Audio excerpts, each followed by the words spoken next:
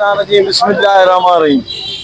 नाज़रीन, हींअर आख़िर रोड ते जेको आहे सबील जी कैंप लॻल आहे, जेकी पाकिस्तान पीपल्स पार्टी जे यूसी जे अॻवान इब्राहिम ॾाणी पंहिंजी मदद पाण त समाजी सेक्टर ते लॻाई आहे।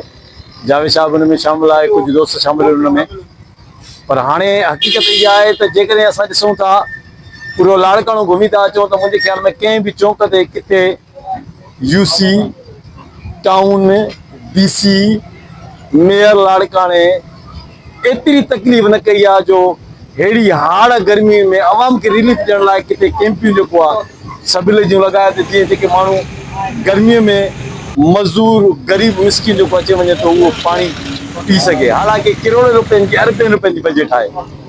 अचो नाज़रीन, त पहिरियों इब्राहिम खां पुछूं था त हीअ कैंप जेकी तो लॻाई आहे, ये लगाइण महिल कुछ टाइम खां तो कोशिश में हुई, केतिरी तकलीफ़ूं आई ऐं कहिड़े नमूने लॻाई थी रही दिक्कत की कोई ॻाल्हि ई न आहे। असल में छा आहे जो खेर जो कमु आहे, फी सबीला जो कमु आहे, सभी दोस्तनि जी तावन आहे ऐं असां चाहींदा आहियूं त खेर जे कम में असां अॻभरा थियूं।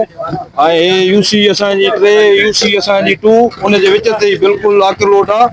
असां ही सबील उते आई आहे ऐं खेर जे कम जे लाइ आई आहे। अलाह कंदो इंशाअल्लाह जेतिरा ॾींहं बि हली असां हिनखे कायम ऐं दायम रखण जी कोशिश कंदासीं। संगत सॼी जो तावन आहे ऐं असां हमेशह इहो ई कमु चाहियो आहे त कंहिं ग़रीब अवाम जे लाइ को रिलीफ हुजे ऐं इंशाअल्लाह ॿाहिरनि जी साथ सां गॾु इब्राहिम अकेलो कुझु नथो करे सघे। सभिनी जो साथ रहंदो त इब्राहिम अॻिते वधंदो। असां छा आहे जो ज़िम्मेवारी तव्हां ॻाल्हि था कयो त असां गॾु बीठा आहियूं, असां पाण उहिदेदार आहियूं, मेन ज़िम्मेदारी त का ॻाल्हि आहे ई कोन। असां पाण हिमत करे ऐं अॻभरा थियूं था। हे समाजी हिकिड़ो प्रोग्राम आहे, समाजी दोस्त असां सां गॾु आहिनि, सभिनी जो तावन आहे असां सां ऐं अलाह कंदो इंशाअल्लाह जेके बि ॾींहं असां कईसीं पंहिंजी मदद पाण ऐं अलाह जी मदद सां इंशाअल्लाह।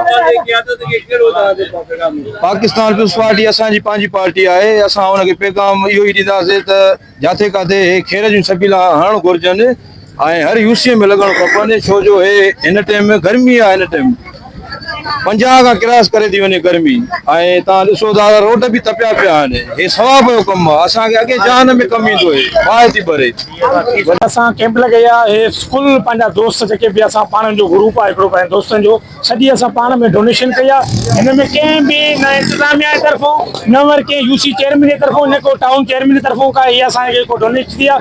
हे कुल जेके बि हिते ग़रीब दोस्त आहिनि पाण में सभु उन्हनि जे तरफ़ां इहा डोनेशन थी आहे। उन तरफ़ां इहा असां कैंप हलाई आहे सबील जी, फी सबीला हलाई आहे। न हिन में का बि कंहिंजी सियासी न का बि अहिड़ी ॻाल्हि न आहे। असां सिर्फ़ु लोकल पाण में पाड़े जा रोड जा जेके दोस्त आहियूं उन्हनि तरफ़ां हीअ लॻाई वई आहे।